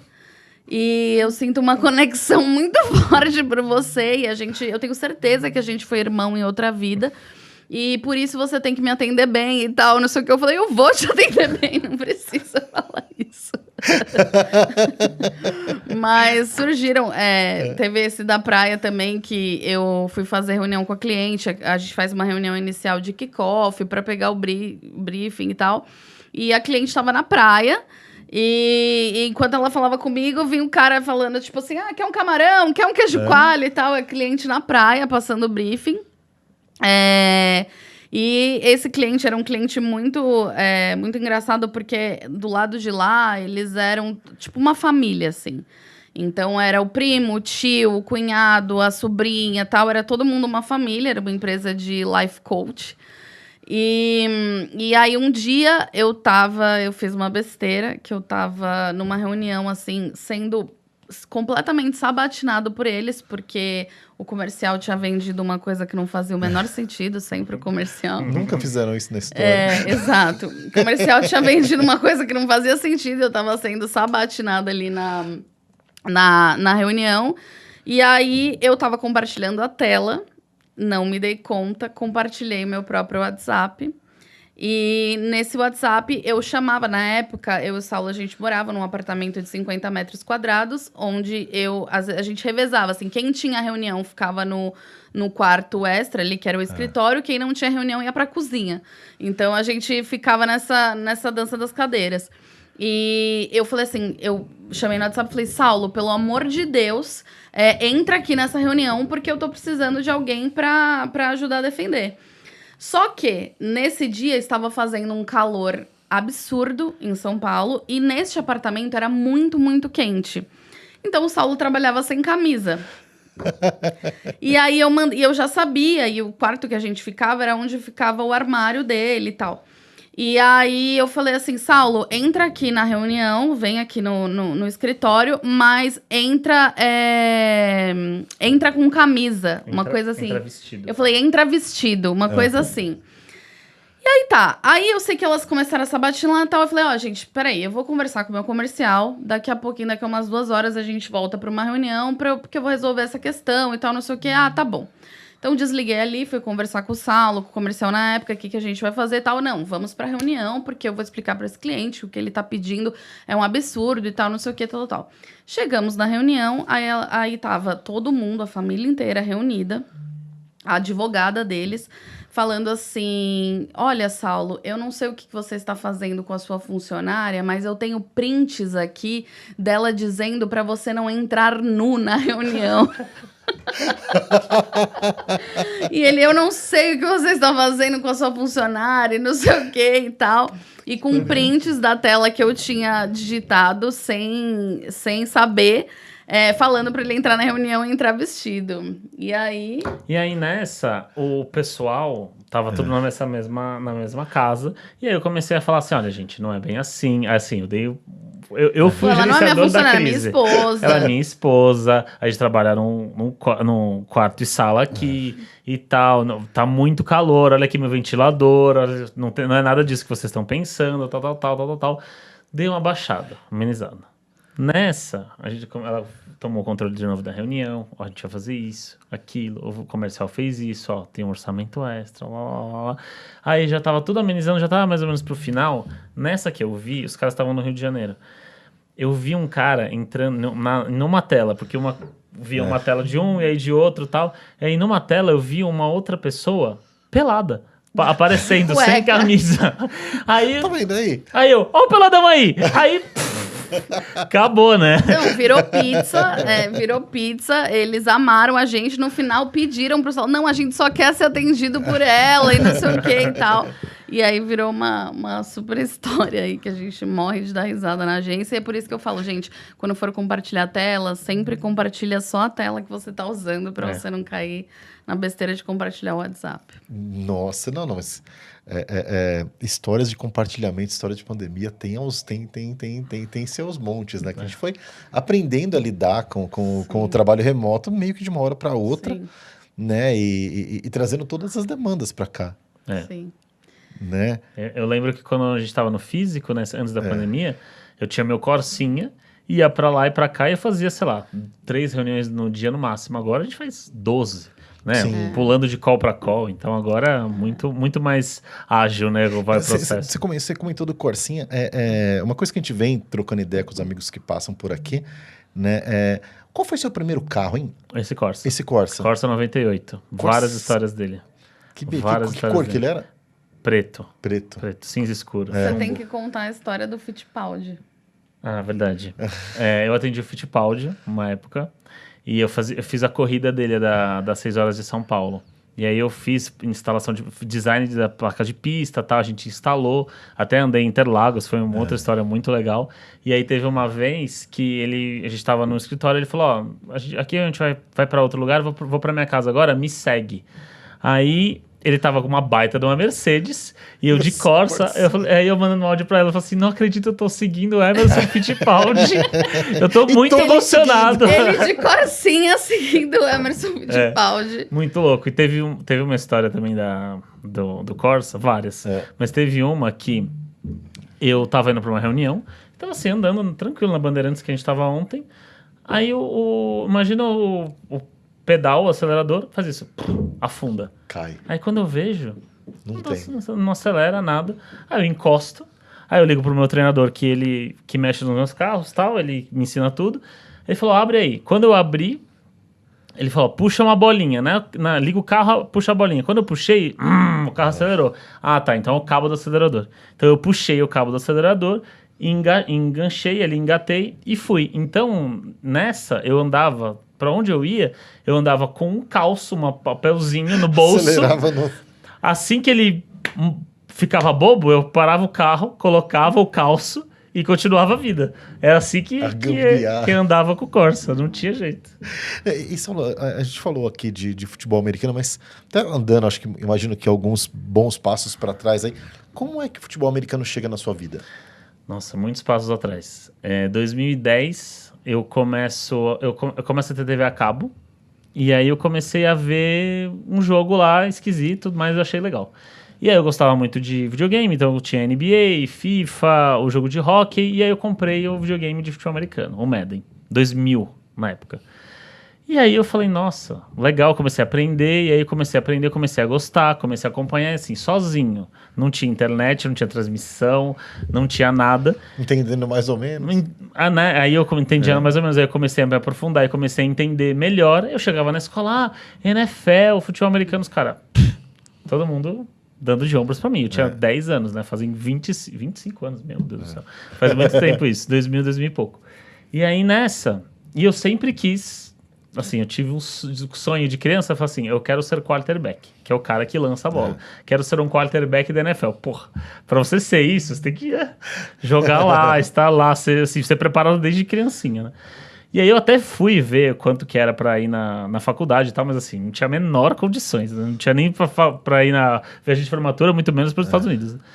Aí nessa eu falei, beleza, não dava tal, e eu continuei sempre assistindo, acompanhando, sempre gostei muito, sempre foi meu esporte número 1. E aí em 2014, 2015, eu tava na casa da minha ex-namorada e eu lembro que eu vi um quadro, que eu comprei esse quadro, hoje tá no meu escritório. Ele falava assim: faça o que você ama e faça frequentemente. Eu não tô fazendo o que eu amo, então eu preciso ir atrás. Nessa eu fui atrás, fui numa seletiva de futebol americano do Corinthians. E aí eu fui lá, errei o dia e tal, aí eu fui lá no treino, consegui chegar no treino e tinha lá 16 caras pra ser quarterback. Só um joga. Eu falei assim, puta, beleza, vamos lá. Eu não sabia lançar, era horrível e tal, e pegava a bola tudo errado e comecei a treinar. Treinar. Depois de 4 meses, tô melhorando? Não. Quebra o braço. Eu quebrei a clavícula num treino, uma jogada besta. Nessa que eu quebrei a clavícula, aí o médico falou assim, pra você voltar a jogar, você vai ter demorar 1 ano e meio. Mas eu gostava tanto. Eu falei assim, vou voltar antes. Voltei em 6 meses. Voltei pro campo, ainda joguei e tal, os jogos lá mais pro playoff e tal. E aí, foi aí que o futebol americano já virou rotina na minha vida. Então eu treino todos os sábados, a gente tem muitos jogos.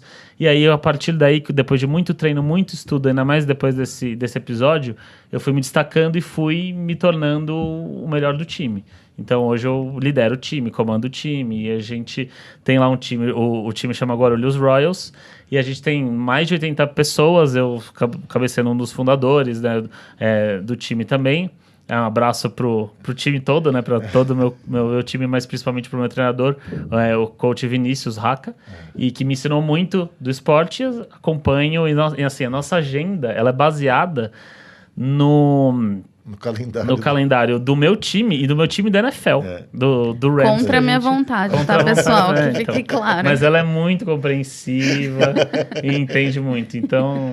E você teve a experiência de assistir um jogo da NFL presencialmente? Tive. Foi a história mais louca da minha vida. Foi, assim, muito louco, e acho que a Kate vai poder contar melhor. Eu sou fanático desde o videogame por um time que chama Los Angeles Rams, de Los Angeles. E sempre foi uma porcaria. Só que nessa época, foi 2022, 2021, 2022, o time tava bom. E aí eu comecei a falar para meus amigos, olha... se a gente for pro Super Bowl, o Super Bowl é em Los Angeles, é definido bem antes, é tipo Copa do Mundo, é definido tal, e aí o time que chegou na final chegou. E aí eu falei, se a gente chegar no Super Bowl, eu vou comprar uma passagem. Fiquei assim, zoando, mas também mentalizando. Chegou na semifinal, eu tava completamente alucinado, eu tomei uma multa de tanto que eu gritei na semifinal, e a gente ganhou. Nessa que a gente ganhou, eu virei pra ela e falei assim, estou comprando uma passagem. Ela falou assim, não. Nosso casamento é em maio. Isso era em fevereiro.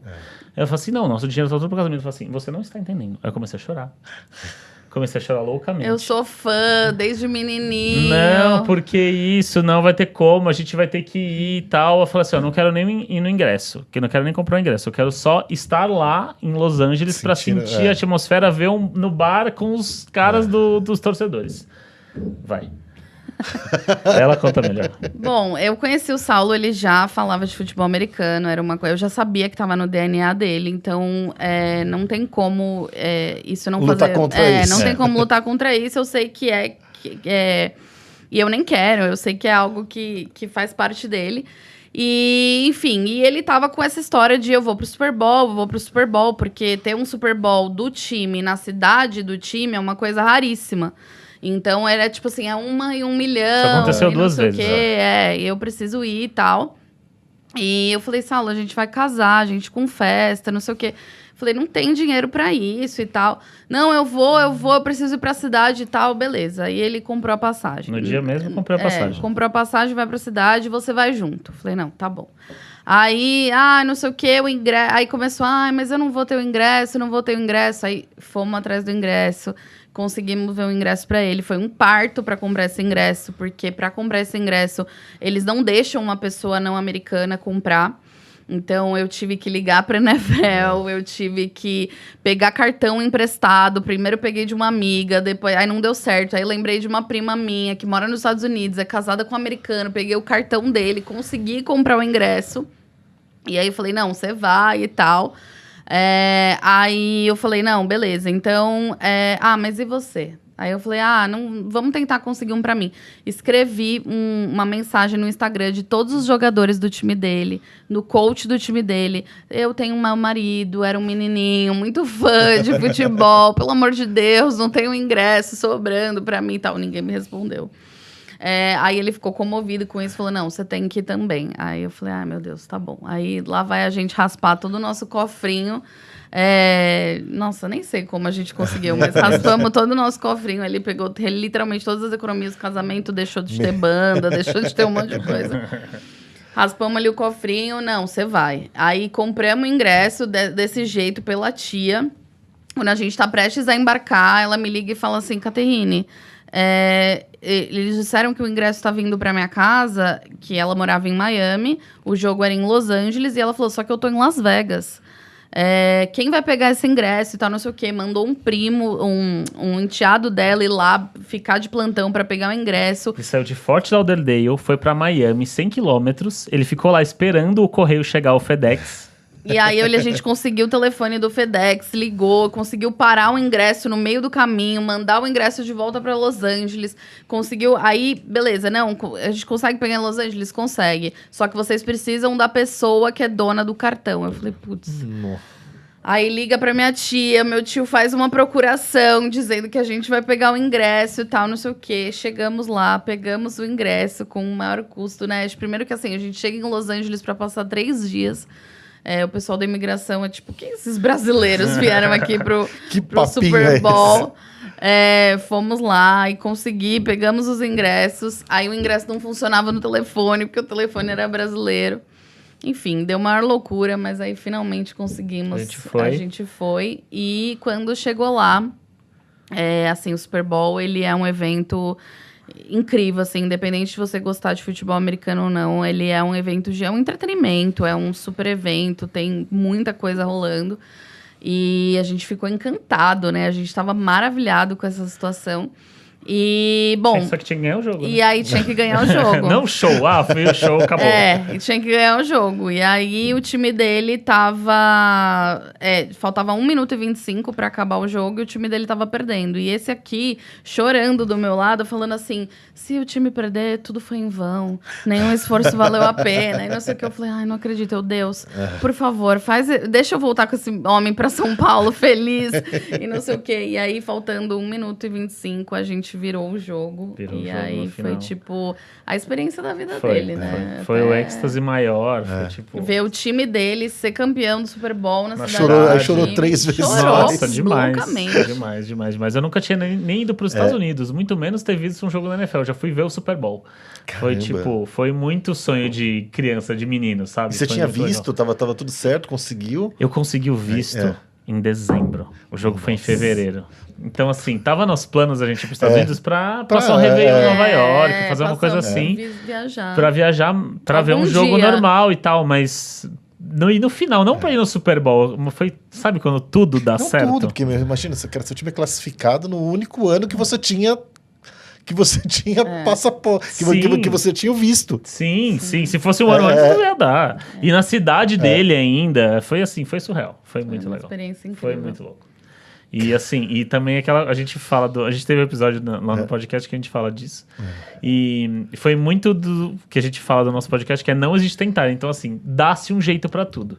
Então, essa filosofia que eu acabo trazendo da agência e também do Mestre Yoda, pra quem viu Star Wars, é muito disso. Eu acho que a gente chegou no patamar que a gente tá com a agência, porque a gente falou assim, beleza, esse é o desafio, eu vou dar um jeito, não importa como. Então, a gente sempre tem isso na nossa mente de melhorar a experiência do cliente, melhorar a experiência do lead, como que eu vou conseguir clientes melhores, como que eu vou conseguir clientes maiores, porque ao longo desse tempo, uma das coisas que foram mais difíceis até nesse sentido é sair de gente que pagava, de clientes que pagavam de R$400 para FIIs de dezenas, né? De dezenas, 60, 70 mil de FII. Então, para você também quebrar isso mentalmente e para você até você chegar com você nisso, mesmo, né? Para exato. depois vender isso com qualidade para o cliente. Isso é muito... realmente um processo, não é da noite para o dia. Então, a gente sempre coloca essa filosofia do não existe tentar, que é a filosofia da agência, por isso que a gente fez um podcast, que lá a gente leva pessoas que não tentam fazer acontecer, e você é uma delas, e você vai lá em breve, muito por causa disso. Então, essa história também remete um pouco a isso, né? E aí, de repente, você olha ali e vê um time enorme. Hoje, qual que é o tamanho do time? A gente tem 45 pessoas. 45 pessoas, cara. Sim.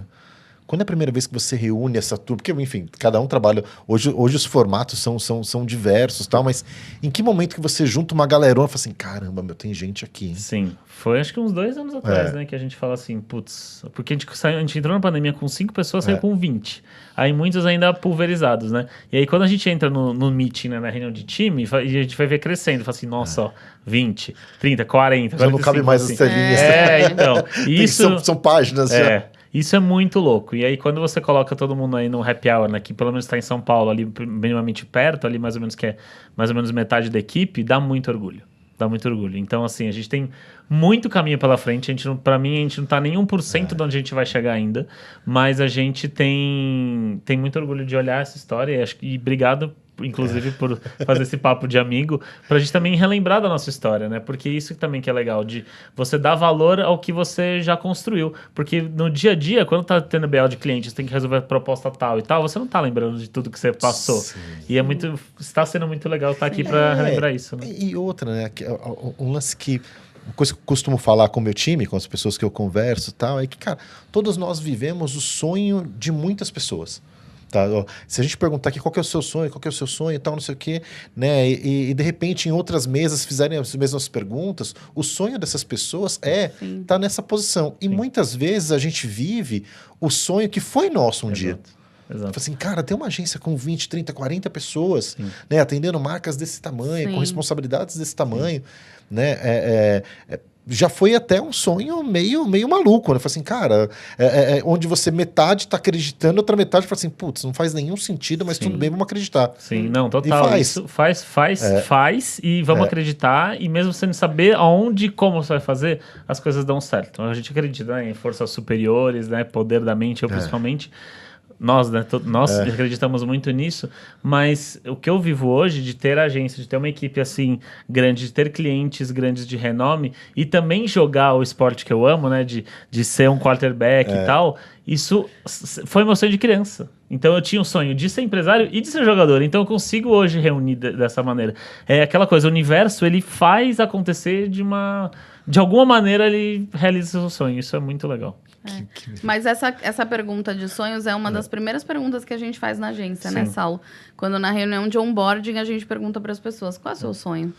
Porque a gente entende também que a agência, o trabalho, às vezes é uma forma de ajudar as pessoas a realizarem o sonho delas, né? O sonho delas. Porque é o seguinte, vocês têm o sonho de vocês, não dá para construí-lo sozinhos. Não dá. Né? As pessoas vão colaborar muito com isso, só que é o seguinte... vai colaborar quando ela entender que o sonho de vocês pode casar com o sonho delas. Exato. Sim, exato. Não, e muitas pessoas de fato já estão realizando. Né? E é legal a gente ver as histórias assim. Tem gente que foi fazer intercâmbio, tem gente que comprou a primeira casa, tem uma que vai pra Disney esse ano, que tá super feliz, que vai realizar o sonho. E tem gente que me falou ainda hoje na reunião e falou assim: eu quero que a Camelo cresça e eu cresça junto. E isso é muito gostoso. Sabe? Né? É muito legal ver, assim, quanto as pessoas compram a história do Saulo, que começou há 14, 15 anos atrás, e entendem esse jeito dele de levar as coisas, entendem também, querem fazer, compram a ideia e fazem parte disso.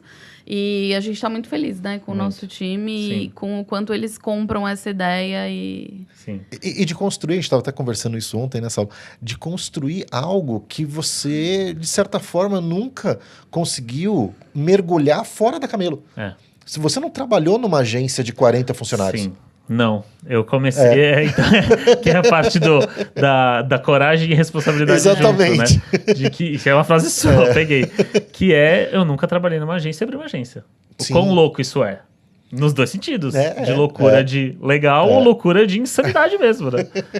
Mas estamos aí, a gente tá aprendendo e a gente ouve pessoas do mercado e conhece as outras histórias, conhece outros processos de outras agências, como as outras fazem lá. A gente tem o nosso método de fazer aqui, a gente vai descobrindo junto aqui como que é o melhor jeito pra gente. Então E não era uma tentativa, né? Não, nunca é.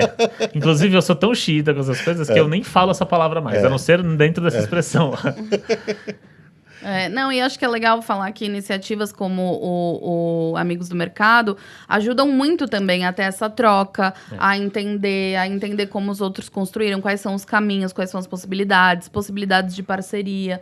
Então, a gente evoluiu muito nos últimos anos, conhecendo mais profissionais do mercado, quebrando um pouco essas barreiras e saindo da tela do computador e indo conhecer gente, sabe? Sim, ontem mesmo a gente estava lá num evento na Band, né?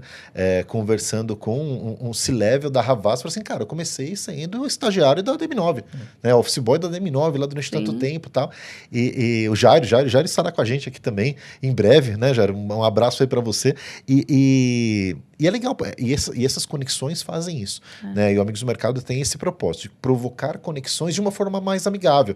Não nos conhecemos numa reunião, não foi cara, foi num coquetel, né? Onde, aliás, a gente conheceu até o Galvão Bueno. Apertamos a mão do Galvão. Olá, Muito, amiga. Bem, lenda. amigos. Né? Aliás, sucesso aí pro Galvão nessa empreitada aí na Band. Foi muito legal ver ele retornar à Band. Né, ele que começou a carreira dele de narrador na Band, né, e a gente poder lá, enfim, trocar uma ideia com ele, ver outras pessoas. Conversamos com o presidente do McDonald's, né? Sim. Né? Então, e essas conexões são coisas bacanas que o Amigos do Mercado consegue proporcionar. Eu fico muito feliz com isso. E aí, falando sobre isso, a gente estava ali falando num período pré-casamento, mas como que era essa história de casamento para você? Era um sonho? Foi um acontecimento que, enfim, a linha do tempo acabou te levando para isso?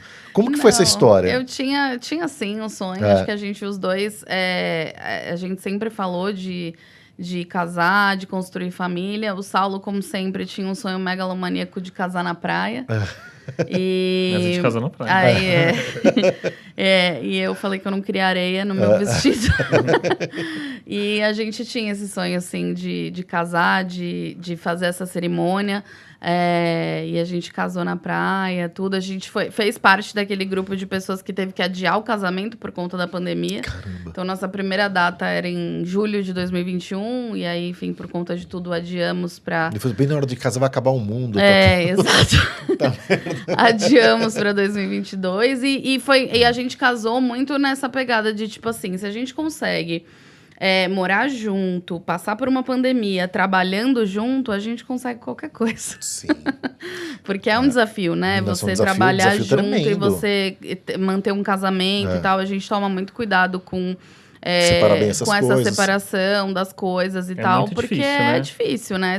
Ainda mais os dois que gostam muito de trabalhar. Então, a gente chega em casa, a gente quer falar o que aconteceu, quer trocar e tal. E a gente não trabalha em uma empresa, né? A empresa é nossa. Então, assim, não tem hora muito às vezes, né? Então, a gente tem... Eu, pelo menos, tenho o WhatsApp do trabalho, o WhatsApp da vida pessoal. E às vezes a gente tá discutindo o que a gente vai jantar e no outro eu tô tretando ali por causa de um contrato, alguma coisa. Então, a gente separa bem as coisas, mas foi um sonho, sim. É um sonho viver tudo isso.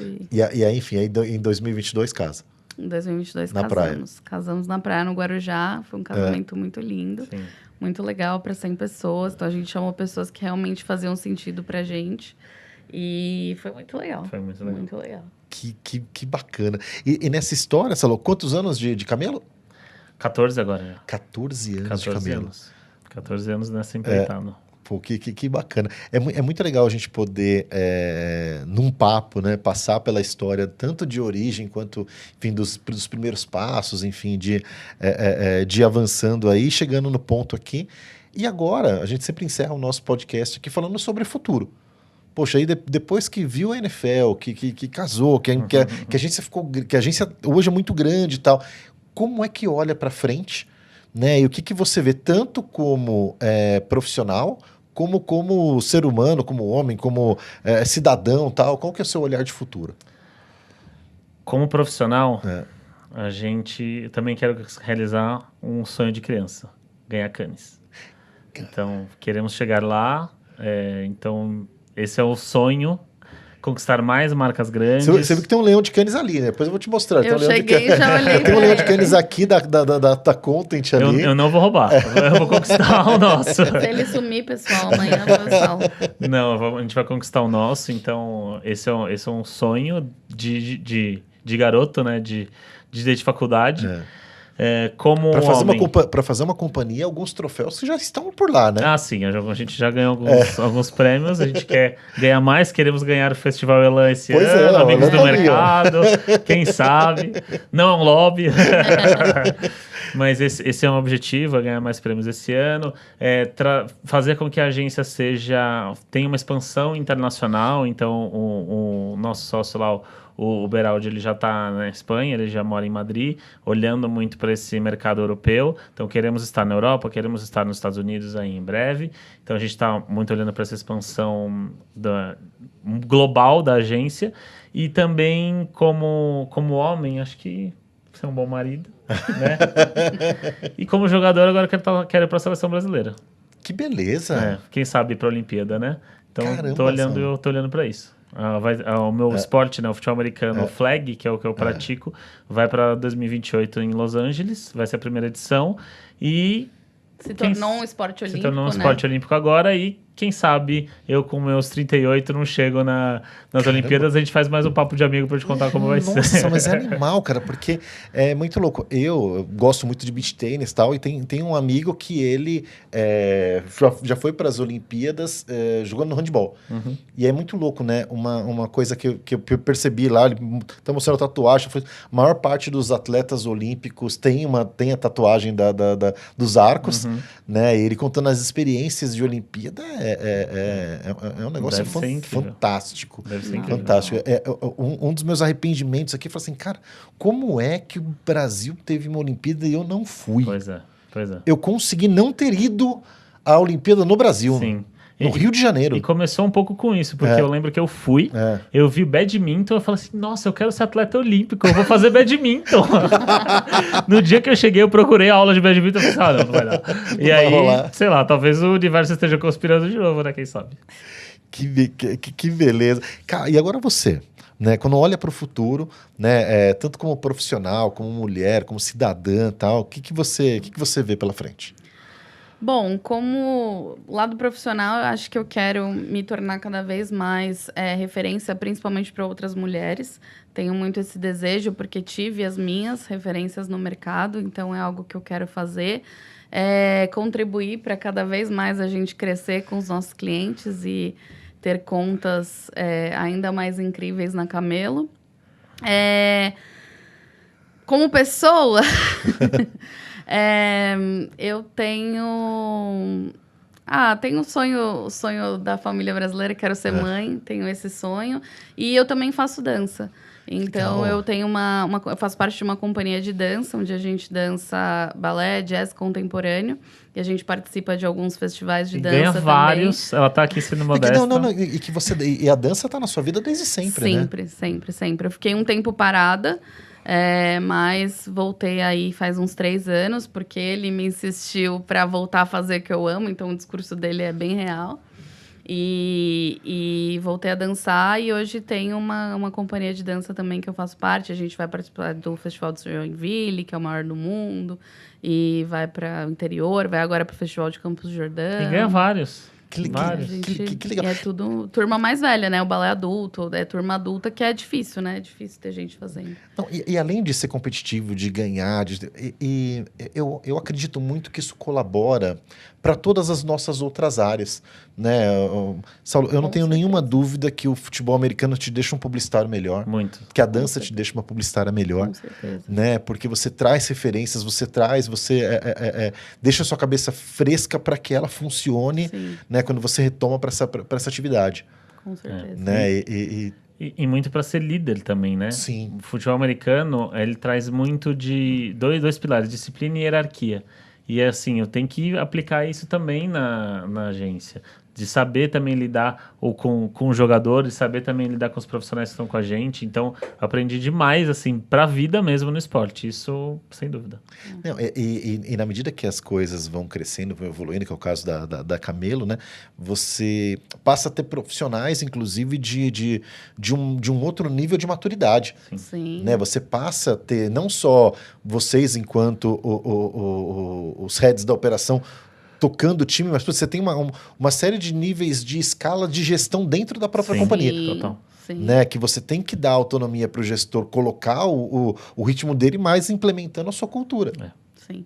Sim. É um desafio. Um desafio. Ainda mais quando você pega pessoas já mais prontas do mercado para você colocar na cultura, é um desafio, mas assim, a gente é confiante também de que a gente vende bem a nossa... Não vende, né? As pessoas vivem muito, muito essa cultura. Então, a gente também tem muito de não querer passar fins de semana, passar muito do horário. A gente gosta sempre de fazer um equilíbrio entre vida profissional e vida pessoal. Isso também é muito mérito da KT. Mas a gente enxerga que as pessoas, elas são pessoas. E elas têm que ter a dança e o futebol americano delas. Sim. Exatamente. Que não são essas duas atividades, são outras tantas. Sim. Exato. Né? Que elas consigam se dedicar intensamente a outras coisas. Sim. E a gente é uma agência que a gente costuma dar muita voz para a equipe, no sentido de como a gente é uma agência que cresceu de forma muito acelerada, eu falo que a gente está trocando pneu com o carro andando.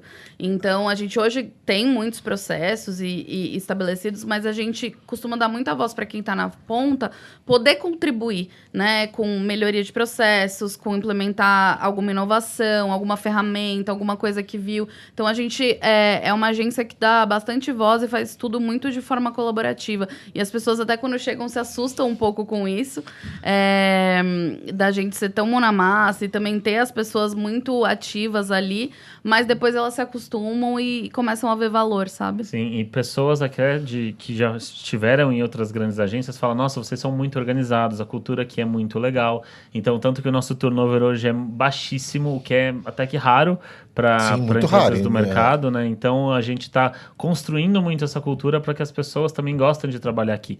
Porque aquela frase, né? Cuide dos seus profissionais, que eles vão cuidar também dos seus clientes, é muito verdade. E a gente gosta também de cuidar de todo mundo que está ali, né? O que poucas pessoas veem é que tem 45 pessoas, às vezes nas nossas costas. Então, contas, responsabilidades, etc, etc, etc, pesam pra gente, mas faz parte do jogo e a gente tá aí pra isso, né? Cara, e como vocês falaram, né, no onboard de cada um tem um sonho. Cara, são 45 sonhos diferentes. Como é que você colabora, né? E faz com que eles colaborem com os seus e entenda, né, o momento de cada um. Né? A gente tem os níveis de maturidade diversos. Você tem uma galerinha começando, você tem uma galera mais experimentada, tem uma turma que está com você há muito tempo, tem uma turma que está chegando, né? E não dá para dar o mesmo tratamento para todos. Você tem que entender, né, o que é necessário ser feito ali com cada um e avançar na coisa. Sim. Né? Sim. Muito bom, hein? Muito bom. Gostaram do papo, meus amiguinhos? Gostaram do papo, meus amigos? Adoramos. Cara, quero muito agradecer a presença de vocês aqui. É muito, muito bacana tê-los como parceiros, como vizinhos de escritório. A gente está lá na mesma Avenida Paulista, no mesmo WeWork ali, né? Poxa, que esse seja o primeiro papo de amigos, mas que eu possa ir lá no podcast de vocês e que a gente faça uma série de coisas juntos. Camelo é parceira do Amigos do Mercado, inclusive estávamos lá no café da manhã da Rede TV e temos muitos outros projetos que faremos juntos aí durante o ano. Então quero agradecer aqui agora em público a parceria de vocês e vamos que vamos. A gente costuma encerrar aqui com um brinde, inclusive essa caneca é presente para vocês, tá? Então fazer um brinde aqui para a gente encerrar o nosso episódio. Muito obrigado aí. Obrigada. E você, meus amigos, quero relembrar, poxa, a gente tem mais outros 81 episódios, visitem lá os nossos canais, as nossas redes sociais, tá? E acessem as redes sociais da Camelo. Como que a gente encontra vocês nas redes sociais? O da agência é cmelhor.co, o do podcast é Não Existe Tentar e o meu é saulo.cmelhor. Boa. E o seu, Cat? O meu é KT Barros, CATHE Barros. Muito bom, muito bom. Então vamos dar tchauzinho pra câmera ali e fechar essa nossa conversa. Muito obrigado, hein?